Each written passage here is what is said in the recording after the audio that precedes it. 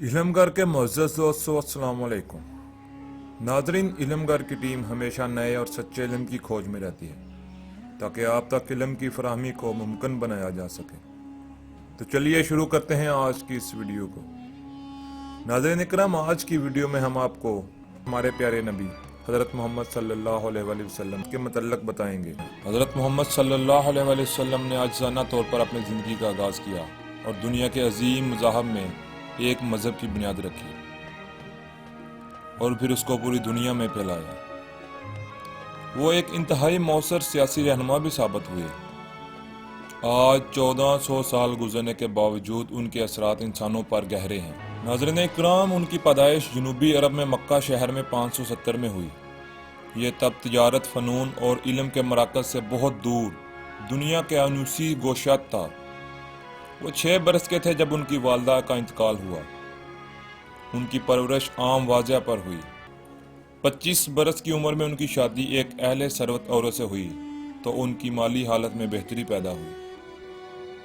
नाज़रीन इकराम, तब ज़्यादातर अरब अज़ाम परस्त थे और मुतअद्दिद देवताओं पर ईमान रखते थे।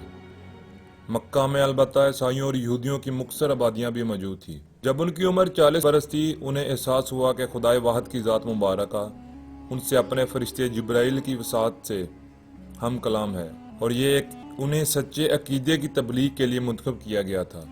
नाज़रीन, करीब 613 ईस्वी में उन्होंने खुलेआम तबलीग शुरू की। आहिस्ता आहिस्ता उन्हें हम ख्यालों की मायत हासिल हुई तो मक्का के बाख्तियार लोगों ने उनकी ज़ात में अपने लिए ख़तरा महसूस किया। चनाचे 612 मदीना चले गए। नाज़रीन इकराम, इसी वाक़े को हिजरत कहा जाता है। ये नबी की ज़िंदगी में एक वाज़ा मोड़ था। मक्का में तो उन्हें चंद रुफ़क़ा की जमीयत हासिल थी, लेकिन मदीना में भी उनकी तादाद बहुत ज़्यादा हो गई। जल्द ही उनकी शख्सियत के असरात वाज़ा हुए और वह एक मुकम्मल फरमारवा बन गए। अगले चंद बरसों में उनके पैरोकारों की तादाद में तेज़ी से इजाफा हुआ और मदीना और मक्का के बीच चंद जंगें भी लड़ी गईं, जिनका इख्तिताम 630 में आपकी फतह मंदी और मक्का में बतौर फतह वापसी पर हुआ। चनाचे 632 में आपका इंतकाल हुआ तो आप जनूबी जजीरा हाय अरब के मौसर तरीन हुक्मरान बन चुके थे। ताहम नबी अकरम सल्लल्लाहु अलैहि वसल्लम के जानशीन और करीबी सहाबा अबू बकर और उमर बिन खत्ताब की ज़ेरे क़ियादत होने वाली इन अजीम फतूहात पर ही मुसलमानों ने इक्तफा न किया। 712 तक अरब फौजें शुमाली अफ्रीका के पार बहरा कैनूस तक अपनी फतूहात के झंडे गाड़ चुकी थी। फिर वह शमाल की तरफ मुड़े और आबनाए जबरलट को अबूर करके स्पेन में कब्जा किया। नाजरीन, एक दौर में तो यूं मालूम होता था कि मुसलमान तमाम मसीह यूरोप में कब्जा कर जाएंगे। नाजरीन, सवाल ये है कि हम किस तरह इंसानी तारीख पर हज़रत मोहम्मद सल्लल्लाहु अलैहि वसल्लम के असरात का तज्जिया कर सकते हैं।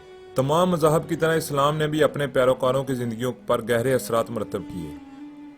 नाज़रीन इकराम, हम जानते हैं कि 7वीं सदी ईस्वी में अरब फतूहात के इंसानी तारीख पर असरात हनूज़ मौजूद हैं। ये दीनी और दुनियावी असरात का ऐसा बेनज़ीर इश्तराक है जो मेरे ख्याल में हज़रत मोहम्मद सल्लल्लाहु अलैहि वसल्लम को इंसानी तारीख में सबसे ज़्यादा मुतासर कुन शख्सियात का दर्जा देने का जवाज़ रखता है। उम्मीद है नाजरीन आपको हमारी वीडियो पसंद आई होगी।